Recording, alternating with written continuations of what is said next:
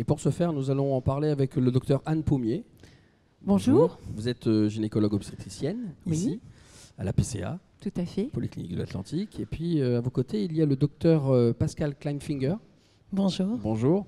Vous êtes biologiste au laboratoire CERBA. Alors, expliquez-nous pour quelles raisons est-ce que vous êtes là ce matin? Nous sommes le seul laboratoire à réaliser ce test en France. Le nouveau test dont on va parler dans quelques minutes. Absolument, le Voilà, test non invasif. Non invasif, d'accord. On va voir un sujet dans quelques secondes. Avant cela, j'aimerais quand même que l'on revienne donc à ce dépistage. Tout commence à la toute première échographie. Alors effectivement, au cours de la première échographie, donc celle du premier trimestre, on va mesurer l'épaississement de la nuque. C'est une mesure qui doit respecter des critères de qualité si ensuite on veut que ce dépistage soit efficace et exploitable.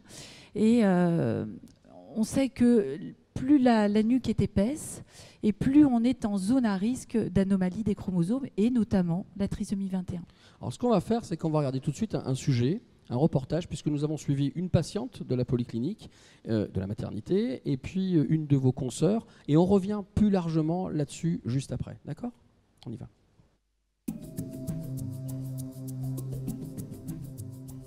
Moi, je suis le docteur Françoise Sago, je suis échographiste pure, je ne sais faire que des échos, et je suis spécialisée en échographie de gynéco-obstétrique, donc beaucoup de grossesses. Donc effectivement, je fais un certain nombre d'échographies de 12 semaines. Donc la première échographie officielle. Et sur cette première échographie, on fait un certain nombre de choses. On regarde déjà d'une manière générale le futur placenta qu'on appelle trophoblaste à cette période-là, la quantité liquide, et on regarde le petit fœtus. On fait certaines mesures qui nous permettent de connaître son âge, donc voir si c'est concordant avec les dernières règles ou pas. On fait une première approche morphologique, les deux bras, les deux jambes, enfin là on s'assure que tout colle bien. Et bien sûr, dans le cadre du dépistage de la trisomie 21, le point essentiel à cet âge-là, c'est l'épaisseur de la nuque. Alors, on le voit bouger là. Et la nuque, elle est là. Ici. Tout fin, pas de souci. Donc la nuque, c'est un petit liseré noir qui est derrière le cou, enfin c'est le cou en fait. Et selon son épaisseur, on peut dans un premier temps voir s'il y a un risque de pépin de chromosome. Là par contre, on sort de la trisomie 21. C'est pas spécifique de cette affection-là. C'est tout type d'anomalie de chromosome. Il faut que ce soit très épais. Ok, donc les images, le bilan, tout nickel. Et puis après, on va discuter de la trisomie 21, du dépistage. Donc la trisomie 21, c'est quelque chose qu'on dépiste pour tout le monde. Et sinon, dans un deuxième temps, c'est intégré dans le dépistage par prise de sang de la trisomie 21.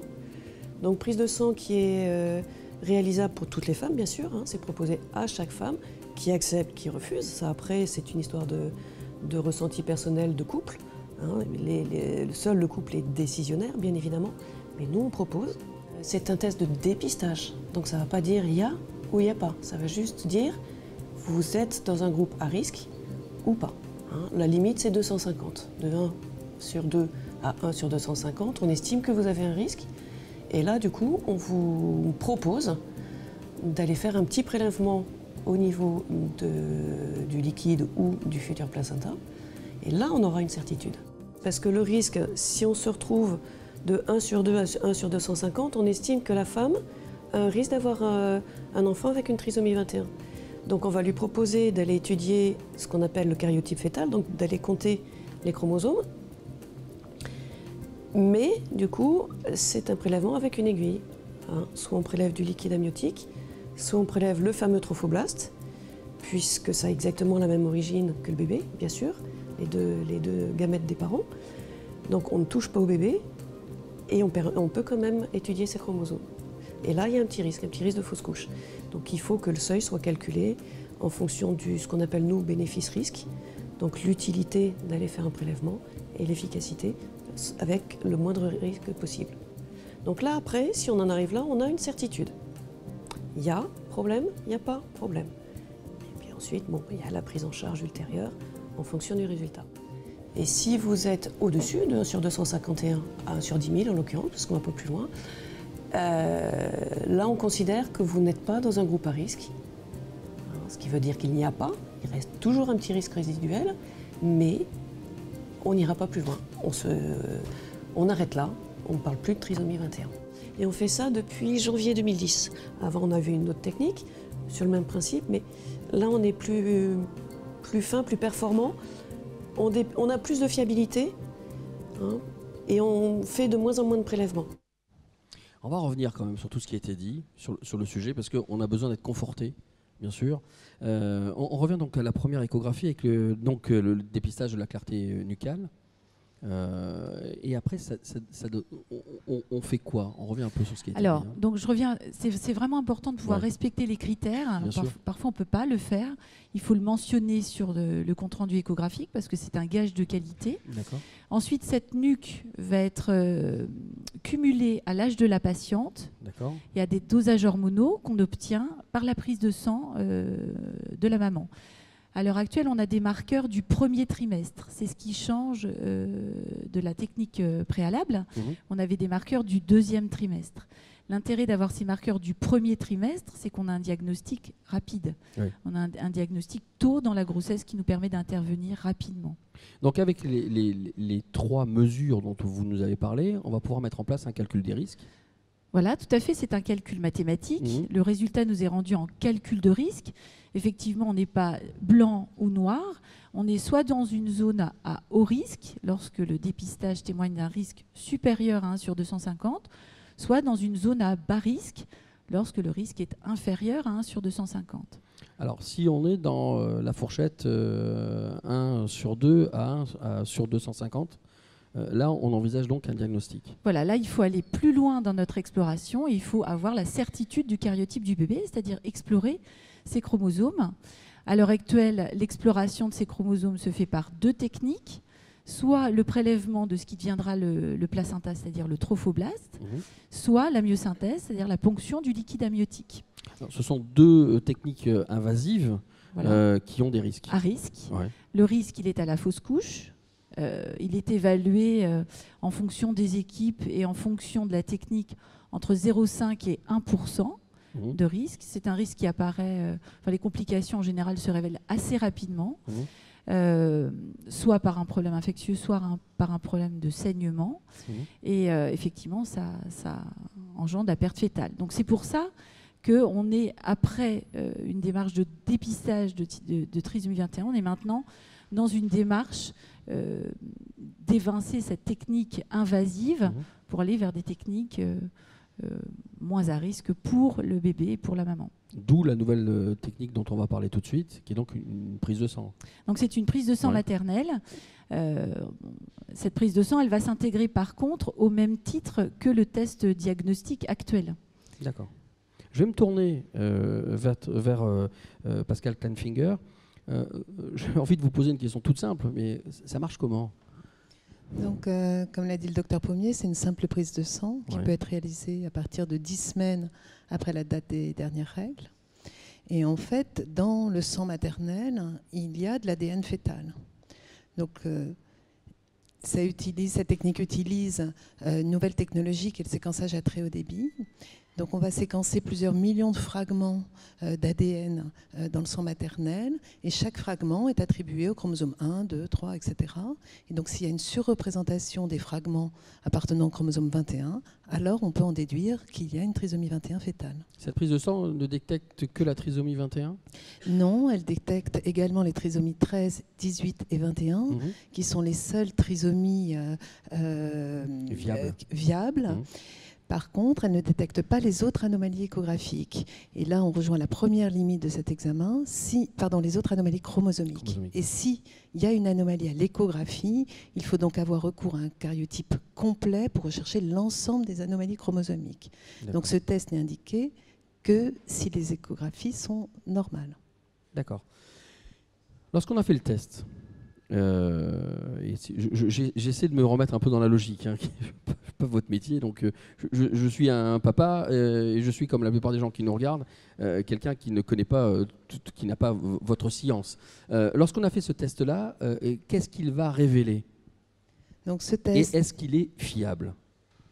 Alors, le résultat de ce test est rendu sous forme de positif ou négatif. Donc c'est un test qui est qui est fiable, qui est validé par de très nombreuses études maintenant sur de grandes cohortes de population. Il a une sensibilité supérieure à 99,8%, donc malgré tout, tous les tests présentent des limites.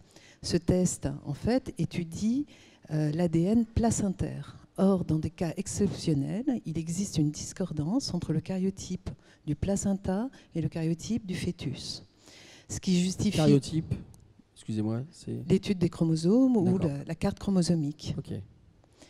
Donc ça justifie que si le test est négatif, il existe un risque résiduel qui est extrêmement faible, mais qui existe.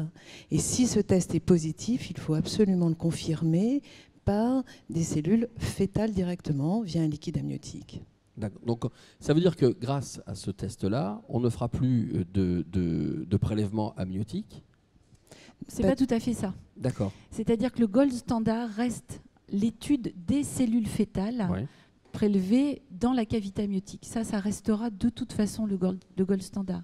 Parce que la prise de sang maternelle, elle n'établit pas un karyotype, c'est-à-dire qu'elle n'établit pas la totalité des chromosomes du bébé. Sauf que grâce à ce test-là, on va en faire moins. Aujourd'hui, on peut tabler sur le fait de réduire de 96% le nombre de prélèvements sur l'indication des marqueurs sériques mettant la femme dans un risque accru de trisomie 21. D'accord. On réduit en fait le risque de fausse couche. Voilà, tout à fait. Voilà. En fait, on limite ce côté invasif et en fait, on cible encore au plus près ces bébés à risque, ces bébés porteurs. Ok. C'est facile de le.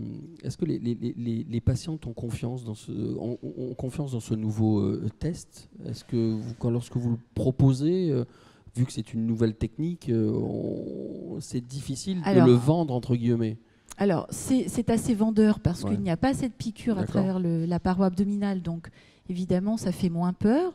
Je pense que les bons résultats de cette nouvelle technique vont nous permettre quand même de faire valoir cet examen avec plus de facilité. Maintenant, il faut bien comprendre malgré tout que ça reste adapté à une population ciblée. Ça n'est pas adapté à une population tout venant. Ça ne s'adresse pas à toutes les patientes. D'accord. Ça s'adresse aux patientes qui sont à risque. Bon, après, c'est une question de patient. Est-ce qu'il est remboursé par la Sécurité sociale? Donc, ce test n'est pas encore remboursé par la Sécurité sociale. D'accord. Et on espère que nos autorités de tutelle feront plus vite. D'accord. Ok. Je vous remercie toutes les deux. On va se tourner vers Lola. Est-ce qu'il y a des questions qui nous viennent du web? Oui, on a une question de Pauline de Nantes qui demande quel est le temps de réflexion si l'on décide de se tourner vers l'IVG. Oui, en cas de diagnostic positif. Alors, quand on est dans une situation de trisomie 21, on n'est plus dans le cadre de l'IVG. On est sous le couvert de l'interruption médicale de grossesse. C'est un contexte médico-légal qui est différent. Donc, la patiente, évidemment, fait une demande d'interruption médicale de grossesse auprès d'un centre qui regroupe tous les spécialistes qui tournent autour de la médecine du fœtus. Cette demande, elle est examinée en réunion et le centre rend un avis consultatif. Ce qu'il faut savoir, c'est qu'il y a un délai de réflexion, justement, pour permettre aux gens de mûrir cette décision, qui est quand même difficile, qui pose des questions éthiques, qui pose des questions de couple, des questions de famille aussi. Et donc, ce délai de réflexion peut être raccourci si l'information a été faite en préalable et la discussion a été menée avec le médecin en préalable. Et ensuite, en fait, le délai, il est à la présentation du dossier à cette réunion, et puis après, le délai d'organisation. Moi, je voudrais juste qu'on revienne juste. Il n'y a pas de terme, par contre, si c'était la question, il n'y a pas de terme. C'est-à-dire que l'interruption, elle peut se faire à n'importe quel moment de la grossesse. D'accord.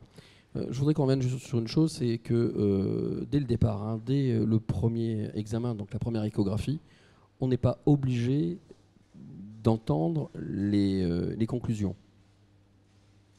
Je me trompe ou pas? On a le choix d'entendre les conclusions du gynéco ou pas? Alors effectivement, ça c'est même une évolution assez récente, c'est-à-dire qu'on est maintenant obligé en tant qu'échographiste de faire une information du déroulement de l'examen. D'accord. On dit donc à la patiente, on va vous prévenir, on va vous signaler telle et telle chose. On va faire ça. On va faire ça. On va faire ça. On va mesurer votre bébé, on va mesurer sa clarté nucale, l'épaississement de la nuque. On va regarder la morphologie du bébé. Êtes-vous d'accord? Si vous n'êtes pas d'accord, on peut ne pas réaliser l'ensemble de ces items. Donc déjà, les patients sont partie prenante. Ensuite, donc si la patiente accepte le déroulement classique de l'échographie, effectivement, cette nuque, elle peut rester à l'état brut et on peut ne pas aller plus loin dans le terme de dépistage. C'est-à-dire que certaines personnes souhaitent ne pas avoir d'informations sur leur risque de trisomie. Accepter ce que la nature a décidé. Exactement. D'accord. Et c'est à respecter. Et c'est à respecter, bien sûr. Donc, comme tous les tests génétiques, en fait, la patiente doit signer un consentement et le médecin doit signer une attestation comme quoi il a informé la patiente sur l'ensemble des données qui vont être recherchées chez son fœtus. D'accord. On le verra tout au long de l'émission. Hein. Je pense que quand on parle de maternité, de plus en plus, on parle aussi de bon vouloir, d'acceptation et de liberté.